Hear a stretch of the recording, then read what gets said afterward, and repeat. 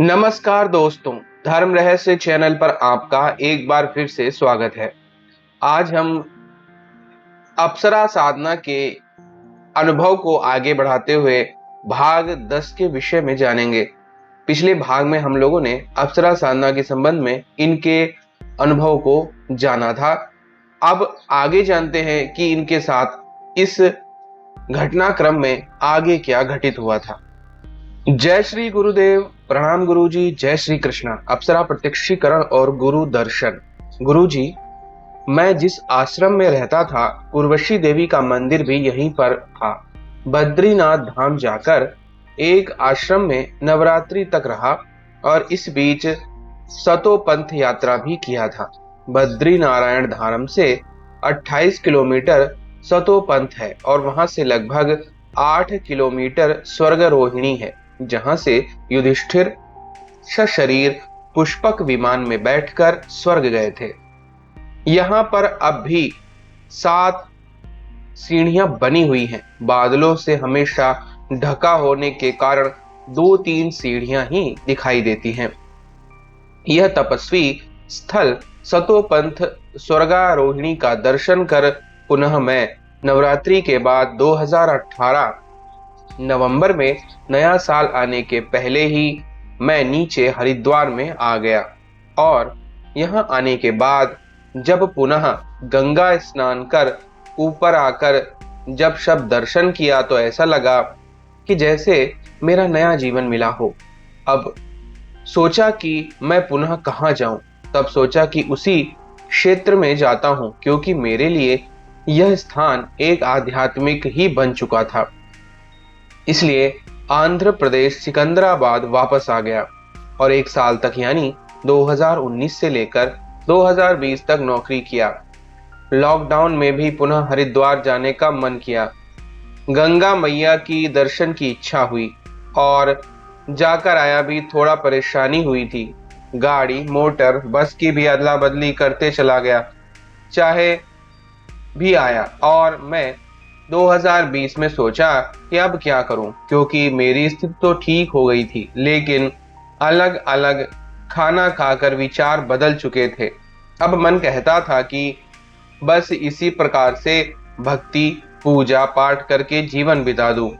लेकिन जो हमारे अंदर शक्ति जागृत अवस्था में होने के कारण मैं कुछ निर्णय नहीं ले पा रहा था। गुरुजी, आप सब दर्शक भाई बहनों को बता दूं कि आज तक जितना भी घटना घटी है वह सब मेरे पूर्व जन्म की साधना सिद्धि के कारण ही था। अब आप यह न समझे कि मैं इस जन्म में कोई सिद्धि किया था, बस केवल 1-2 मंत्र माध्यम बने थे दर्शन के लिए। यह सब तो अचानक हुआ और जो कुछ हुआ सब अच्छा ही हुआ, क्योंकि अब तक मेरी स्थिति सब ठीक हो चुकी थी और मैं मंत्र जाप साधना भी कर पाता था। बस आध्यात्मिक विचार बनना था साधना करने के लिए। अब वह साधना करने की सोचा जो बजरंगबली उस समय ज्ञान दिए थे। मैं उन सभी साधना विधि को उस दिन सुबह कॉपी में लिखकर रख दिया था। यह साधना 21 दिन की थी और मंगलवार या हनुमान जयंती को प्रारंभ करना होता था, तो मैं मंगलवार को प्रारंभ कर दिया और इस बीच में बहुत अच्छे अनुभव हो रहे थे। मैं जब साधना कर रात्रि में सो गया, उस रात सोपान में एक संत के दर्शन दिए और मैं जब देखा तो पहचाना कि वह तो वही संत हैं जो भैरवी बीज मंत्र के समय सोपान में दिखा थे। लेकिन उस समय यह कुछ ना बोलकर गायब हो गए थे। तब मैं उन्हें प्रणाम कर बोला कि आप कौन हो। तब वह बोले, आप समय आने पर जान जाओगे, इसलिए मैं बोलूं उस साधना को करो। तब मुझे बोले कि तुम हनुमान दर्शन कर चुके हो। वह स्वप्न नहीं था। अब साधना को पूर्ण कर नरवाण मंत्र की साधना करो। तब जैसा विधि उन्होंने बताया, मैं उसी प्रकार से नरवाण मंत्र का 1.25 लाख साधना अनुष्ठान चालू कर दिया। हनुमान साधना के बाद गुरुजी जब साधना कर रहा था तो स्वप्न में पुनः आए और मैं पूछा कि आप कौन हो। तब बोले कि मैं तुम्हारे पूर्व जन्म में लेकर चलता हूं, तुम देखकर मुझे पहचान लोगे। तब कुछ समय बाद अचानक मैं वह पूरा दृश्य देखा और यह देखा कि गांव से कुछ दूर एक प्राकृतिक स्थान में एक कुटिया बनी हुई है और गुरुजी एक वेदी पर बैठकर बहुत सारे शिष्यों को ज्ञान दे रहे हैं। और जो इनका शिष्य बनना चाहता था उसकी परीक्षा बड़ी कठिन तरीके से लेते थे। जो भी इनका शिष्य बनना चाहता था वह इनकी परीक्षा में पहले खरा उतरे। जब तक गुरु मंत्र का अनुष्ठान 11 दिन में ही 1.25 लाख नहीं कर लेता तब तक इनका शिष्य नहीं बन सकता था। गुरुजी यहाँ कोई विधि नहीं बता रहा हूँ। और एक दिन में 108 माला करना होता था। तब साधना सिद्धि की तरफ उसे आप मार्गदर्शन प्रदान करते थे। गुरुजी, जब मैं उनका नाम जानने की इच्छा की तो यह आया कि उनका नाम सूरज प्रताप है। गुरुजी, मैं उस समय आपके विषय में कुछ नहीं जानता था, क्योंकि किसी का अगर 2 नाम है तो कैसे पता चलेगा कौन सा नाम इस जन्म का है और कौन सा पूर्व जन्म का। इसलिए मैं जब यह सब दृश्य देख रहा था और जैसे नाम पता चला उसके बाद मेरी आंखें खुल गईं। तब मैंने सोचा कि अगर इस बार सूरज प्रताप गुरुजी आएंगे तो अप्सरा के बारे में पूछूंगा। तब मेरे मन में आया कि मैं नेट में अब दोबारा तो देख लूं। इस समय तो अप्सरा अनुभव और साधना की तो दुकान खुली थी। मैं समझ नहीं पा रहा था कि यह सब वीडियो देखकर इन सब का मतलब क्या है। तब धर्म रहस्य चैनल का एक वीडियो आया कि अप्सरा प्रत्यक्षीकरण गारंटी के साथ होगी 100% लिखा था। जब मैं उस वीडियो को देखा तो ऐसा लगा जैसे गुरुजी के मुख से निकल रही हो वह वाणी। गुरुजी, अब मैं बेल घंटी बजाकर सब्सक्राइब कर दिया और नित्य सुनता। इस प्रकार यह सब सुनकर उमंग और जोश से भरा हुआ था और निर्वाण साधना और खुशी से करने लगा। जब अप्सरा साधना के विषय में जानकारी प्राप्त हुई तो इनका क्या लाभ है यह सब सुनकर सभी के अनुभव भी सुनकर और ज्ञान पाया। और जब यह सुना कि तपोबल ऐसे बढ़ता है तो मैं खुश हुआ। दिन भर खुशी खुशी नौकरी और जॉब करता और शाम को साधना करता।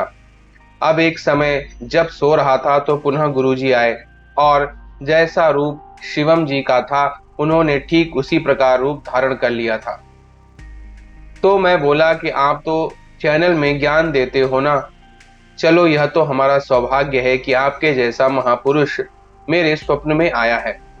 तब वह बोले कि क्या तुम अब भी नहीं पहचाने। तब वह रूप बदल लिए और कुछ ही क्षणों में ठीक उसी जैसा पूर्व जन्म में था वह रूप धरा। तब मैं बोला कि आप चमत्कार भी कर लेते हैं गुरुजी। तब बोले, मैं कोई चमत्कार नहीं कर रहा और ना ही कोई शरीर हूं। तुम जिसके वीडियो देखे हो वह अगले जन्म में इसी रूप में थे और अगला जन्म देखे हो वह भी थे जो इस जन्म में ज्ञान दे रहे हैं, बस इनका जन्म में शरीर बदल गया है। तो मैं प्रणाम किया और बहुत सारे रहस्य मुझे ज्ञान प्राप्त हुए। गुरुजी, इसके आगे कुछ नहीं बता सकता। मैं यहाँ पर ज्ञान का अनुभव नहीं लिख सकता क्योंकि आपने ही मना किया है सबके सामने बताने से। अब यहाँ तक बता दिया कि आप कैसे मेरे गुरु हो।